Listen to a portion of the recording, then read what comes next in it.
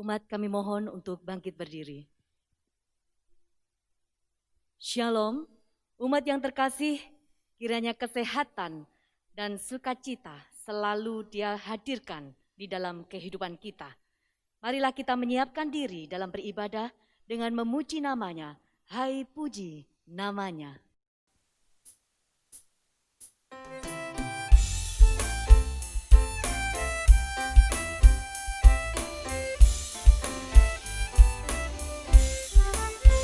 Hai puji namanya, terang cahaya. Hai puji namanya, hai cakrawala. Hai puji namanya, semesta alam. Mari semuanya menyembah Tuhan. Haleluya, pujilah Tuhan tak henti. Haleluya, karena kasih-Nya tak terperi. Haleluya, pujilah Tuhan tak henti. Haleluya, karena kasih-Nya tak terperi.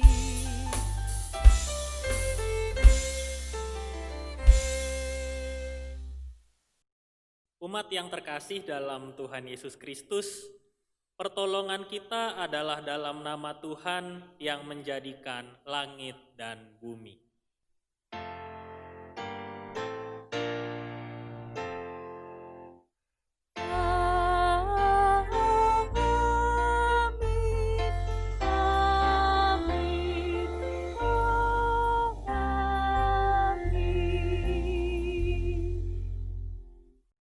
Kasih karunia dan damai sejahtera dari Allah Bapa kita dan dari Tuhan Yesus Kristus menyertai saudara.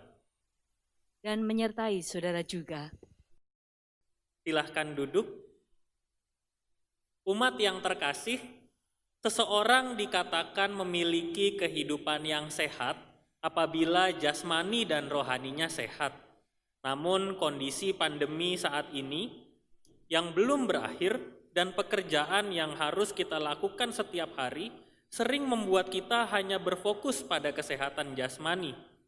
Di sisi lain, ada kesehatan secara rohani yang juga harus kita perhatikan di dalam kehidupan kita. Sebab hanya dengan jasmani dan rohani yang sehat, kita mampu bertumbuh dan melakukan berbagai aktivitas dengan baik, tepat, dan penuh hikmat. Mazmur 139 ayat 4-5, sebab sebelum lidahku mengeluarkan perkataan, sesungguhnya semuanya telah Kau ketahui ya Tuhan. Dari belakang dan dari depan Engkau mengurung aku, dan Engkau menaruh tangan-Mu ke atasku. Tuhan akan selalu menuntun kita dan memproses kehidupan kita, baik secara rohani maupun jasmani, agar kita selalu menjadi manusia yang berkenan di hadapan-Nya. Janji-Nya yang manis akan menyertai kita.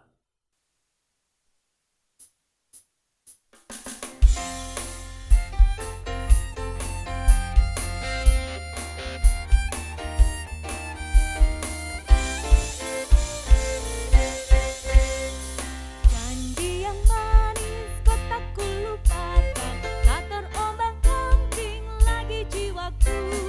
Walau lembah hidupku penuh awan, nantikan cerahlah langit di atasku. Tidak akan aku lupakan, aku memimpimu, aku membimbingmu. Tidak akan aku lupakan, aku penolongmu. Yakinlah teguh.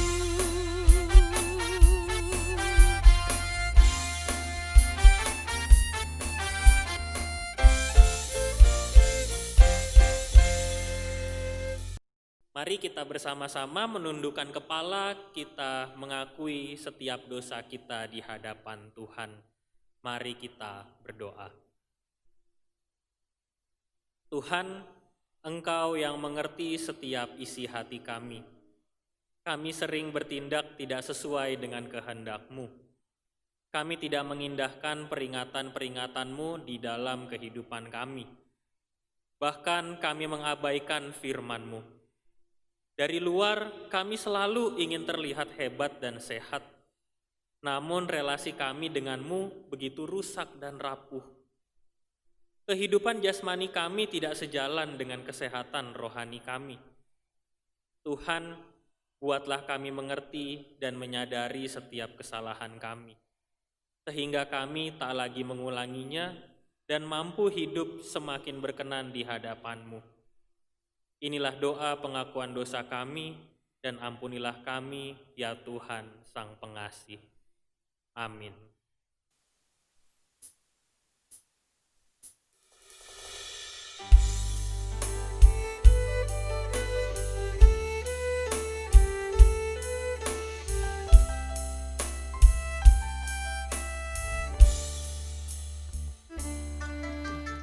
Bila ku renung dosaku padamu Tuhan,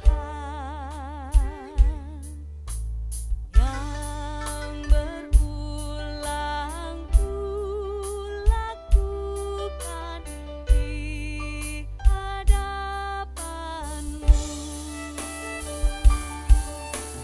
Kasih sayang-Mu, perlindungan-Ku, di bawah naungan sayap-Mu, damai hatiku. Kasih sayang-Mu, pengharapan-Ku, ucapan kasih setia-Mu selalu ku rindu.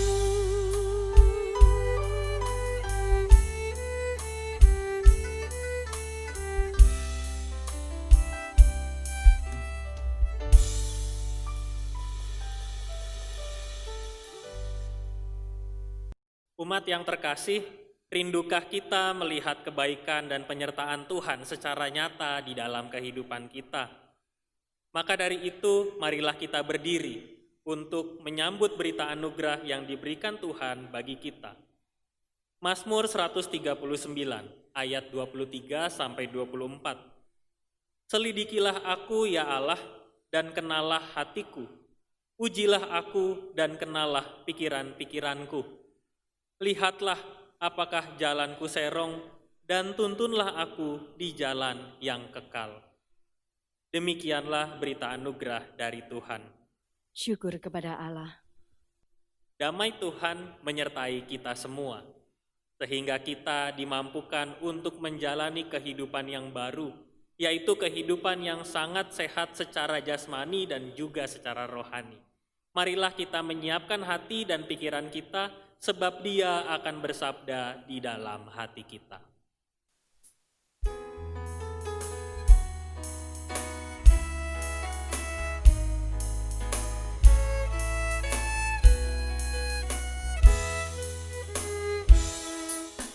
Di hatiku ya Yesus, Tuhan bersabdalah, agar tenang hatiku dan hilang khawatirku. Di hatiku, ya di hatiku, Tuhan bersabdalah, ku berserah, pasrah penuh, bersabdalah ya Tuhan.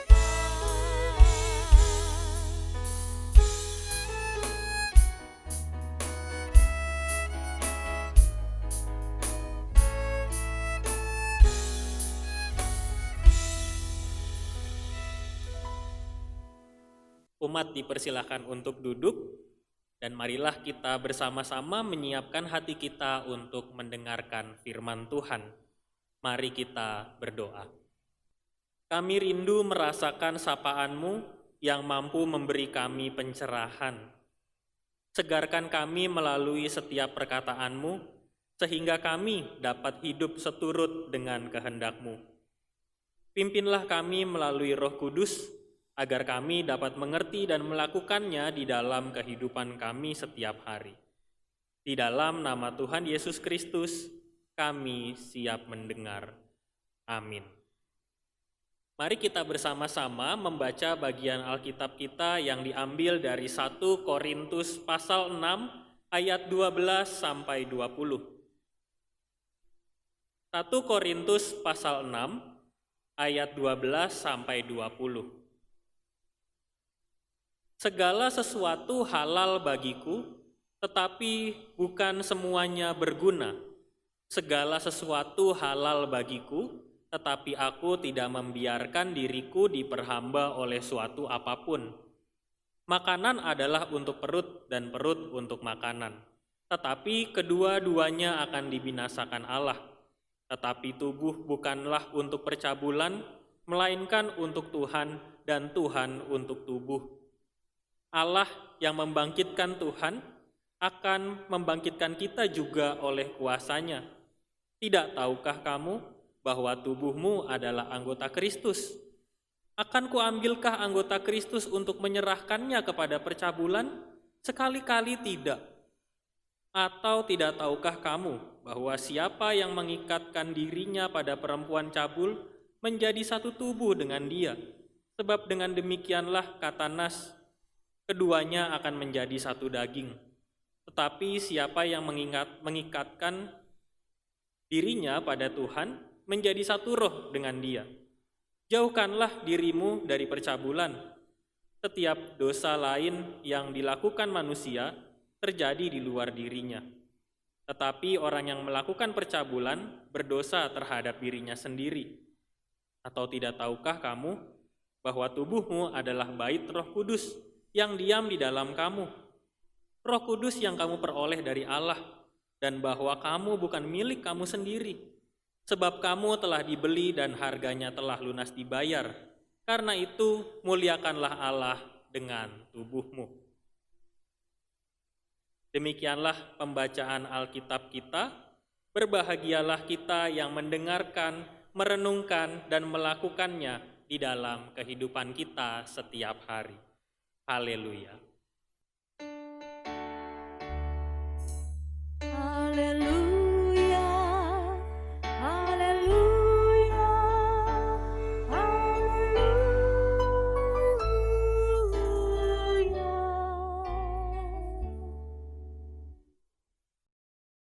Shalom saudara yang terkasih dalam Tuhan Yesus Kristus.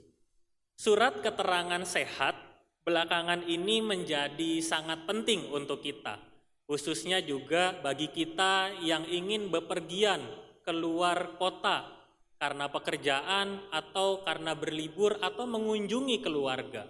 Surat keterangan sehat itu kita butuhkan supaya bisa menjadi tanda bahwa kita adalah orang-orang yang sehat.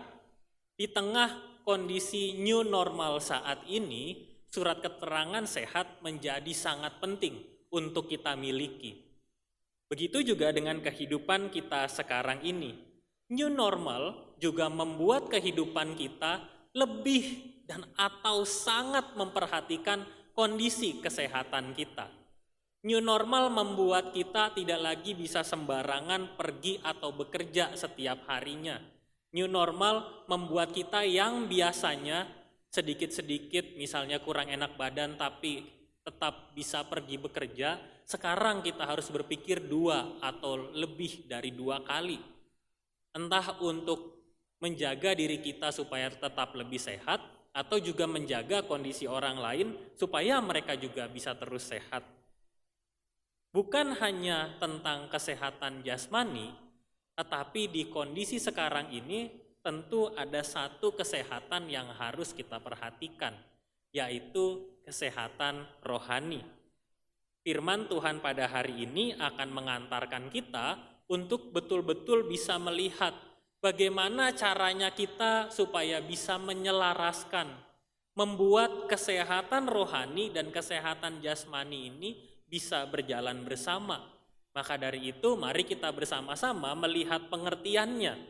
Sehat dalam Kamus Besar Bahasa Indonesia dijelaskan sebagai kondisi baik seluruh badan serta bagian-bagiannya atau bebas dari sakit.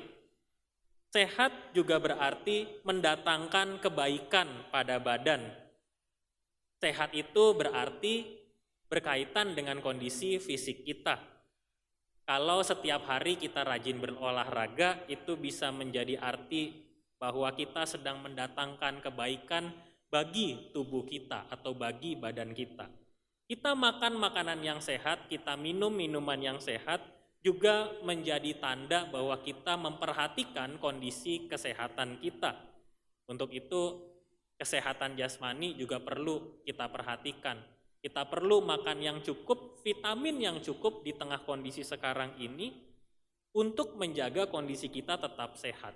Tetapi Kamus Besar Bahasa Indonesia tidak hanya mencatat sehat sebagai kondisi fisik, tetapi juga sebagai kondisi pikiran. Sehat itu berujuk pada kondisi pikiran dan jiwa yang baik dan normal, dapat dipercaya dan masuk akal. Kalau misalnya kita berpendapat, pendapat kita masuk akal, pendapat kita bisa dipercaya, itu berarti pendapat kita sehat atau berjalan dengan baik sebagaimana semestinya. Terjadi juga misalnya dalam kondisi keuangan atau finansial kita. Kondisi keuangan kita sehat kalau bisa berjalan dengan baik atau sebagaimana semestinya. Sehat juga dikaitkan dengan sesuatu yang bisa dijalankan dengan hati-hati atau penuh perhitungan. WHO atau World Health Organization juga mencatat satu hal yang menjadi definisi kesehatan. WHO adalah lembaga yang mengurus kesehatan dunia, di bawahnya PBB.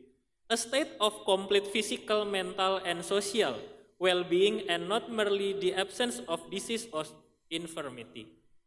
Atau dalam bahasa Indonesianya, sehat diartikan sebagai suatu keadaan yang sempurna, baik fisik, mental, dan sosial. Tidak hanya sekadar terbebas dari penyakit, tetapi juga dicatat bahwa sehat mental dan sosial itu artinya termasuk juga sehat secara pikiran, sehat secara jiwa. Itulah yang kita sebut sebagai kesehatan. Maka seseorang bisa dikatakan sehat apabila jasmaninya sehat dan rohaninya sehat. Kota Korintus yang menjadi konteks dalam pembacaan kita menunjukkan bahwa kehidupan masyarakat pada saat itu ada di tengah kota yang penuh dengan kesibukan, sibuk dengan perdagangan, usaha, kerja. Kota Korintus juga sebagai kota metropolitan, beragam ajaran baik yang sehat ataupun yang tidak sehat, yang sesat juga ada di kota Korintus. Di Korintus ini juga terjadi pembiaran terhadap perilaku-perilaku yang tercela. Maka dari itu Paulus mengkritik salah satu perilaku yang sering dilakukan, yaitu perilaku immoral, yang sering menempatkan manusia untuk terus melakukan perbuatan-perbuatan tercela dan dibenarkan. Sayangnya pada saat itu kondisi sudah begitu menyatu dengan kehidupan orang-orang pada saat itu, termasuk juga jemaat Korintus. Maka dari itu Paulus juga menekankan dalam pokok utama nasihat atau peringatan kerasnya kepada jemaat di Korintus, yaitu dia mau memberi pemahaman tentang kehidupan rohani dan jasmani yang tidak beriringan. Dan itu juga mungkin terjadi di dalam kehidupan kita sekarang ini. Pokok paling penting ada di ayat yang paling terakhir ketika Paulus mengatakan, muliakanlah Allah dengan tubuhmu. Dalam bahasa aslinya, soma itu tubuh, jiwa, raga. Soma bukan hanya berarti tubuh secara badan, tetapi juga termasuk jiwa dan raganya. Bahkan kata yang sama yaitu soma dipakai juga untuk menunjukkan tubuh Kristus. Nah, ini berarti tubuh yang dimaksudkan oleh Paulus bukan hanya tubuh badan manusia kita saja, tetapi ada kesatuan dengan Kristus. Dan hal inilah yang ingin ditekankan oleh Paulus, supaya setiap orang tidak terjebak dalam perilaku-perilaku yang tidak benar di dalam kehidupannya. Supaya setiap orang juga bisa mengembangkan dirinya, memahami kembali siapa dirinya. Dan untuk kita yang mendengar firman Tuhan pada saat ini, kita diajak oleh firman hari ini supaya bisa memiliki kondisi yang sehat. Sehat secara rohani dan secara jasmani. Maka dari itu, sehat bisa kita artikan sebagai kesatuan jasmani dan rohani yang mampu terus berjalan bersama. Kalau rohani saya sehat, maka jasmani saya pasti sehat. Kalau rohani saya kurang sehat, maka jasmani saya juga pasti kurang sehat. Maka itu sehat bisa kita artikan juga, kita dikatakan sehat apabila kita sehat secara rohani, artinya iman dan pemahaman kita sehat, dan juga sehat secara jasmani, perbuatan dan kehidupan kita setiap hari juga sehat. Pertanyaan saya untuk kita semua renungkan pada saat ini, apakah kita tengah merasa kehidupan rohani kita dalam kondisi yang tidak sehat? Ataukah kondisi kehidupan jasmani artinya bukan hanya sedang sakit, tetapi juga tingkah laku, perilaku, perbuatan kita sedang dalam kondisi yang tidak sehat? Maka dari itu saya coba deskripsikan ada 4 tipe manusia di dalam kehidupan saat ini. Yang pertama, destruktif, imannya sehat, destruktif imannya itu tidak sehat, dan perbuatannya juga tidak sehat. Ciri-cirinya orang ini sulit diberitahu, tidak peduli dengan Tuhan. Bisa karena tidak kenal, tidak mau kenal, atau pernah sakit hati karena apa yang Tuhan nyatakan di dalam kehidupannya tidak sesuai dengan apa yang dia inginkan. Atau tipe yang kedua, imannya sehat tapi perbuatannya sakit, saya sebut sebagai tipe konsumtif. Urusan agama atau rohani dan urusan kehidupan itu bisa sangat terpisah. Kalau di gereja dia bisa terlihat sangat baik, di luar sana dia belum tentu terlihat baik. Paham akan apa yang disampaikan oleh Tuhan lewat setiap firman-Nya, pandai menasehati, tetapi di dalam dirinya sendiri dia sulit untuk melakukannya. Tapi juga ada tipe yang ketiga, imannya sedang sakit, tetapi perbuatannya sehat. Saya sebut sebagai tipe aplikatif. Biasanya orang-orang seperti ini mendapat banyak nilai kehidupan melalui buku, motivasi, atau pengalaman hidup setiap hari. Tapi sayangnya seringkali orang-orang seperti ini merasa dirinya lebih mampu tanpa pertolongan Tuhan. Itu kenapa saya katakan imannya sedang kurang sehat atau sakit. Kadang-kadang mereka berkata, yang penting baik, tetapi di dalam hatinya selalu ada sesuatu yang mengganjal. Dan bagi Paulus, dia mengarahkan kita pada tipe yang keempat, yaitu tipe aktif. Imannya sehat, perbuatannya juga sehat. Urusan rohani dan jasmani menjadi satu kesatuan. Peran Tuhan menjadi yang utama, membuatnya mampu beraksi dan bersaksi. Yang dilakukan bukan hanya untuk dirinya, tetapi dia lakukan semuanya untuk Tuhan. Bukan juga karena dirinya, tetapi karena Tuhan. Paulus sedang mengarahkan jemaat di Korintus supaya mereka punya kehidupan iman yang sehat, sekaligus juga punya perbuatan yang sehat. Rohani bisa diterjemahkan sebagai iman, jasmani kita terjemahkan sebagai perbuatan. Maka dari itu Paulus menginginkan supaya kita semua bisa sehat secara aktif lewat iman dan perbuatan kita. Lalu bagaimana caranya? Seperti apa yang sudah dinasehatkan oleh Paulus kepada jemaat Korintus, itu juga yang menjadi pesan untuk kita pada hari ini. Yang pertama, lakukanlah semuanya yang berguna. Soma, tadi saya sudah jelaskan di awal, dalam bahasa aslinya itu juga berarti tubuh. Tubuh bukan hanya tubuh kita tetapi juga tubuh Kristus. Di dalam tubuh itu, di dalam tubuh kita, di dalam tubuh Tuhan terkandung nilai-nilai kebaikan yang dapat kita lakukan di dalam kehidupan kita setiap hari. Kalau kita memahami bahwa tubuh ini bukan hanya tubuh kita tetapi juga ada Kristus di dalamnya, maka tubuh ini akan membuat kita memikirkan, kita jadi berpikir untuk yang baik dan berguna yang bisa kita lakukan di dalam kehidupan kita. Jemaat di Korintus pada saat itu memiliki kecenderungan. Mereka akhirnya terjebak pada perilaku-perilaku baik yang berakhir pada keburukan. Dan begitu juga dengan kehidupan kita. Seringkali kita terjebak dengan situasi kehidupan kita yang kita rasa awalnya baik, tetapi lama-lama malah menjadi buruk untuk kita lakukan. Misalnya, kita memikirkan bahwa bekerja itu adalah hal yang baik, tetapi bekerja terus-menerus menjadi sesuatu yang tidak baik. Kita melupakan keluarga.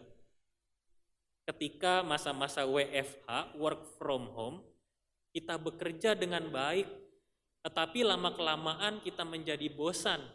Dan WFH atau work from home dianggap lagi tidak efektif karena berubah jadi holiday from home.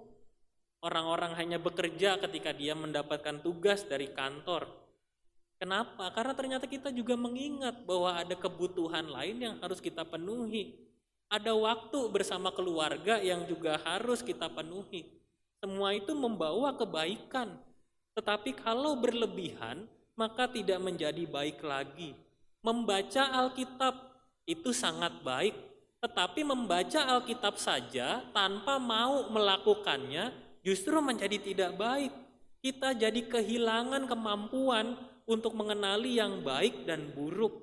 Paulus juga menekankan bahwa tubuh untuk Tuhan dan Tuhan untuk tubuh. Kita semakin bisa merasakan kesatuan ini. Maka kita sebetulnya bukan hanya menjalani hidup ini sesuai dengan keinginan kita, tetapi kita juga harus menjalankannya sesuai dengan keinginan Tuhan. Kesehatan jasmani kita bukan hanya tentang sehat fisik, tetapi juga sehat perbuatan.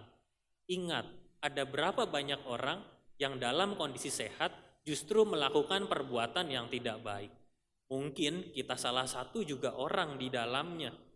Jika pada saat itu jemaat di Korintus terjebak pada dosa percabulan, di kondisi saat ini, dosa apakah yang sering membuat saudara, membuat saya, membuat kita semua terjebak dan sulit keluar darinya?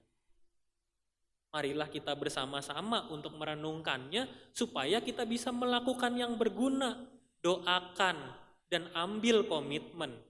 Tindakan kita untuk berdoa adalah tindakan iman dan rohani yang harus juga diikuti dengan tindakan nyata lewat perbuatan atau jasmani kita. Sesuatu yang harus kita lakukan. Mungkin selama ini kita mendoakan apa yang menjadi kesulitan kita. Tetapi mungkin juga kita tidak sungguh-sungguh mendoakan komitmen-komitmen kita. Di awal tahun ini ada baiknya kita juga mengambil waktu supaya kita mengingat bahwa kita harus melakukan yang baik dan yang berguna. Untuk itulah kita bisa memuliakan Tuhan dengan tubuh kita. Tubuh kita adalah anggota Kristus.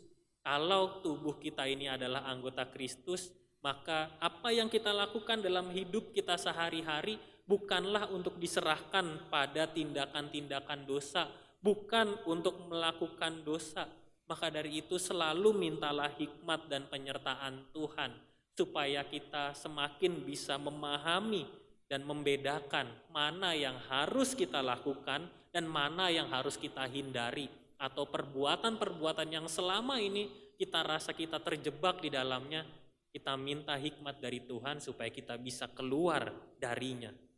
Sehat secara iman akan membuat kita sehat juga secara perbuatan. Tidak sehat iman membuat kita mudah jatuh ke dalam dosa. sehat secara iman membuat kita mudah jauh dari dosa. Bapak, Ibu, saudara-saudari bisa membedakan kedua kalimat tadi. Tidak sehat iman membuat kita mudah jatuh ke dalam dosa, tetapi sehat iman membuat kita mudah jauh dari dosa. Karena kita semakin menghayati bahwa kita hidup bersama dengan Kristus. Kristus yang sudah rela hadir di tengah kehidupan manusia, dia juga rela mati dan bangkit menebus setiap dosa kita. Pemahaman itulah yang terus ditekankan oleh Paulus kepada jemaat di Korintus dan juga untuk kita semua. Paulus juga mengingatkan bahwa kita perlu mengikatkan diri kita pada Tuhan. Layaknya sepatu, Bapak, Ibu, saudara-saudari. Sepatu akan nyaman digunakan kalau diikat dengan tepat dan kuat. Sepatu tidak akan mudah lepas. Tapi kalau salah ikat, sepatu mudah lepas atau juga kita mudah terjatuh atau tersandung karena tali sepatu tersebut. Begitu juga dengan kehidupan kita. Paulus menekankan bahwa kita harus mengikatkan diri kita pada Tuhan, bukan pada hal-hal lain atau bahkan mengikatkan diri kita pada tindakan-tindakan berdosa. Paulus mau supaya kita semua menjauhkan kebiasaan itu. Dia mau kita mengikatkan diri kita pada Tuhan. Ada rohnya yang selalu menuntun kehidupan kita. Roh Tuhan juga akan selalu menolong kita supaya kita bisa semakin bijak dan tepat bertindak setiap hari. Kita selalu punya kerinduan untuk bisa bertindak secara tepat di dalam kehidupan kita tiap hari. Hadirkanlah roh itu di dalam kehidupan kita. Ikatkanlah diri kita kuat-kuat pada Tuhan, bukan pada hal-hal lain. Hal-hal yang ada di dunia ini mudah sekali membawa kita pada kekhawatiran. Tetapi kalau kita mengikatkan diri kita pada Tuhan, semuanya akan mudah untuk kita lakukan. Tubuh ini bukan hanya anggota Kristus, tetapi juga bait Roh Kudus. Roh Kudus tinggal di dalam kehidupan kita. Dan akan ada banyak tindakan Roh Kudus yang terus memimpin kehidupan kita. Roh Kudus memampukan kita untuk selalu ingat bahwa Tuhan menyertai kita.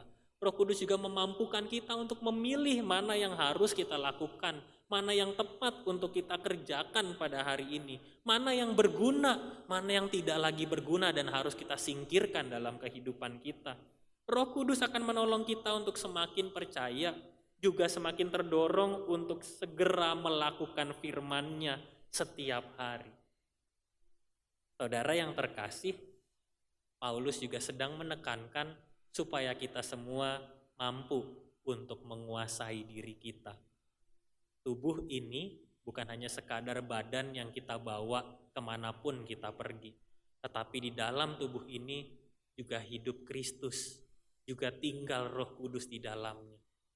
Jangan nodai kehidupanmu, kehidupan kita dengan hal-hal yang tidak menyenangkan hati Tuhan.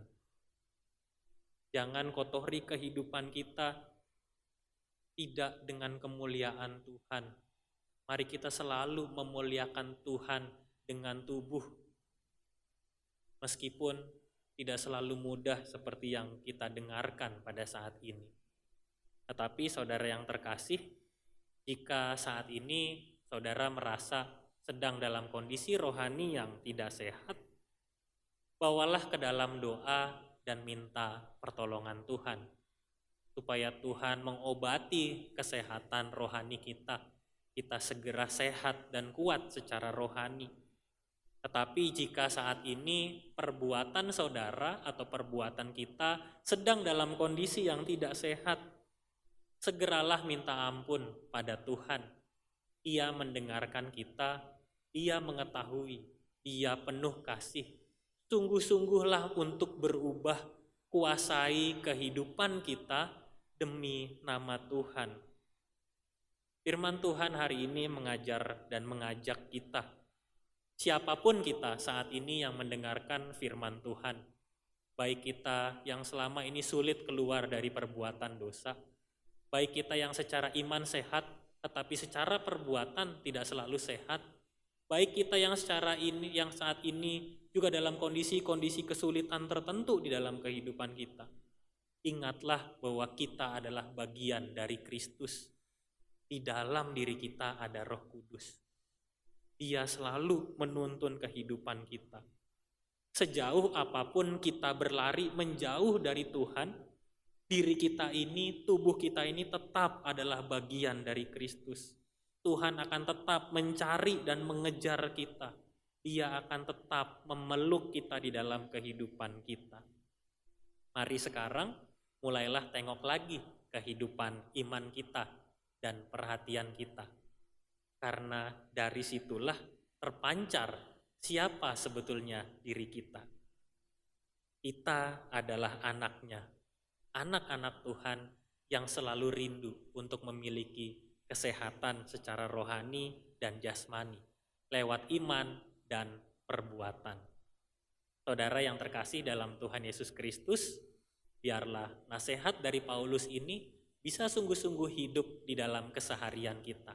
Ingatlah, kita memerlukan kesehatan rohani lewat iman, pemahaman, dan juga kedekatan pada Tuhan, dan juga kesehatan jasmani lewat setiap perbuatan kita. Tuhan menyertai kita. Amin.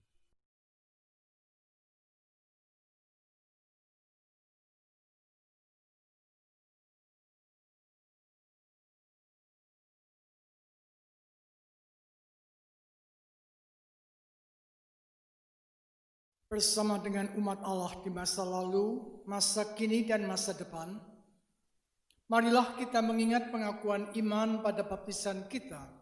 Menurut pengakuan iman rasuli, aku percaya kepada Allah, Bapa yang Maha Kuasa, Khalik langit dan bumi, dan kepada Yesus Kristus, anaknya yang tunggal Tuhan kita, yang dikandung dari Roh Kudus, lahir dari anak darah Maria, yang menderita sengsara di bawah pemerintahan Pontius Pilatus, disalibkan, mati dan dikuburkan, turun ke dalam kerajaan maut, pada hari yang ketiga, bangkit pula dari antara orang mati, naik ke surga, duduk di sebelah kanan Allah, Bapa yang Maha Kuasa, dan dari sana ia akan datang untuk menghakimi orang yang hidup dan yang mati.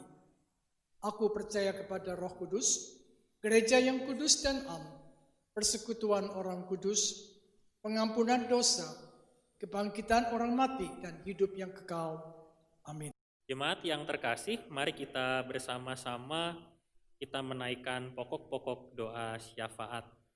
Mari kita berdoa. Tuhan yang penuh kasih, kami bersyukur karena pada hari ini Engkau memberikan kami kekuatan. Kekuatan bukan hanya dalam bentuk iman, tetapi kekuatan untuk kami bisa berkomitmen melakukan setiap hal yang baik dan berguna di dalam kehidupan kami setiap hari. Ajarlah kami ya Tuhan, dan bimbinglah kami, supaya kami mampu untuk menghindar menjauh dari setiap perbuatan dosa, termasuk dosa yang selama ini sulit sekali untuk kami hindari. Kiranya ya Tuhan, Engkau selalu ada bersama kami, bersama dengan keluarga kami. Engkau juga ada bersama kami di tengah-tengah pekerjaan, di tengah-tengah pendidikan, sekolah, kuliah bagi kami atau anak-anak kami, di tengah setiap rancangan masa depan kami, di tengah pelayanan kami sebagai gereja, di tengah kehadiran kami sebagai gereja di antara masyarakat. Tuhan, pimpinlah kami, supaya kami sungguh-sungguh bisa menghidupi kehidupan kami lewat iman dan perbuatan yang teguh, lewat iman dan perbuatan yang sehat dan nyata. Engkau selalu menyertai kami, Engkau memimpin kami. Ada banyak tantangan yang kami temui di dalam kehidupan kami, tetapi kami percaya bahwa Engkau selalu menyertai dan melindungi kami. Kami juga mau berdoa ya Tuhan untuk gereja kami, GKI Residen Sudirman. Engkau menyertai setiap kegiatan yang berjalan, Engkau menyertai kami semua yang terus setia beribadah, Engkau menyertai kami semua yang terus giat menjalankan tugas pelayanan kami, sekalipun tantangan semakin hari bukan semakin mudah. Engkau selalu menyertai kami dan pimpin juga bangsa ini, negara ini, seluruh dunia ini dalam menghadapi pandemi COVID-19, supaya semuanya bisa berlalu dengan baik. Setiap proses yang terjadi, usaha-usaha yang dilakukan, baik oleh pemerintah atau juga oleh kami sendiri dengan menjaga diri kami lewat protokol kesehatan, sekaligus juga menjaga orang-orang yang ada di sekitar kami, bisa membuahkan hasil yang terbaik. Tuhan, Engkau menyertai kehidupan kami. Inilah doa syafaat yang kami naikkan di dalam nama Tuhan Yesus Kristus yang mengajarkan kami berdoa. Bapa kami yang di sorga, dikuduskanlah namamu. Datanglah kerajaanmu, jadilah kehendak-Mu di bumi seperti di sorga. Berikanlah kami pada hari ini makanan kami yang secukupnya. Dan ampunilah kami akan kesalahan kami, seperti kami juga mengampuni orang yang bersalah kepada kami. Dan janganlah membawa kami ke dalam pencobaan, tetapi lepaskanlah kami daripada yang jahat. Karena Engkaulah yang punya kerajaan dan kuasa dan kemuliaan sampai selama-lamanya. Amin. Marilah kita memberikan persembahan kepada Tuhan. Firman Tuhan yang mendasari kita dalam memberi persembahan adalah dari 1 Tesalonika 5 ayat 18. Mengucap syukurlah dalam segala hal, sebab itulah yang dikehendaki Allah di dalam Kristus Yesus bagi kamu. Persembahan dapat kita berikan dengan cara, yang pertama, transfer ke rekening yang tertulis di bawah ini. Yang kedua, pemindahan scan atau QR Code GKI Residen Sudirman. Dan yang ketiga, mengumpulkan dalam amplop dan diserahkan ke kantor gereja pada jam kerja atau dimasukkan di kotak persembahan di gedung gereja. Marilah kita memberikan persembahan dengan penuh ucapan syukur dan terus memuji namanya, sebab karena Tuhan hidup kita penuh dengan sukacita. PKJ 149, bait yang pertama sampai yang ketiga.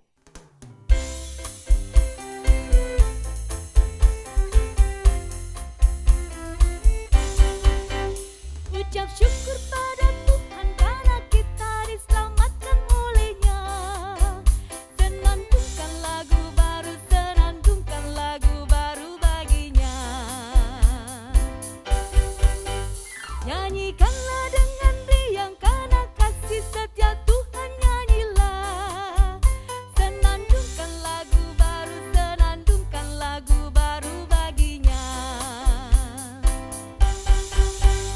Muliakan nama Tuhan karena kuasa-Nya abadi, muliakan.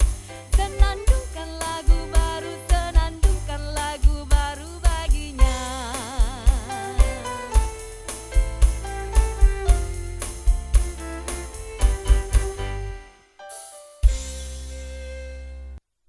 Mari kita berdiri dan berdoa untuk menyerahkan persembahan kepada Tuhan. Tuhan yang penuh kasih, Engkau melimpahi kami dengan berkat-Mu, dan Engkau juga selalu hadir dalam berbagai situasi kehidupan yang kami alami. Saat ini, kami memberikan persembahan sebagai ungkapan syukur kami atas penyertaan dan perlindungan-Mu bagi kami setiap hari. Ya Tuhan, inilah persembahan kami, dan ajarlah kami untuk selalu mensyukuri pemberian dan berkat-Mu yang hadir melalui keluarga dan sahabat, pekerjaan dan pendidikan, maupun pelayanan. Di dalam Tuhan Yesus Kristus kami berdoa. Amin. Umat yang terkasih, ini tiba saatnya bagi kita untuk terus menyelaraskan kehidupan rohani dan jasmani kita, serta mewujudkan keselarasan itu dalam kehidupan sehari-hari. Pakailah waktu anugerah Tuhanmu.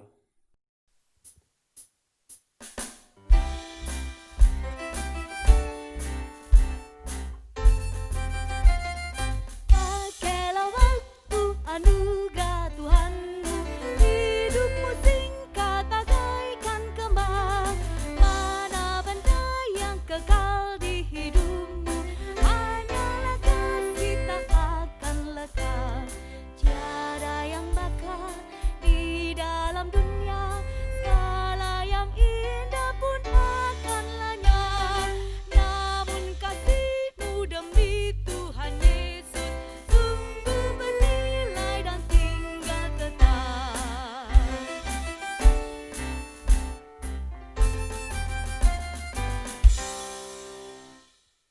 arahkanlah hatimu kepada Tuhan.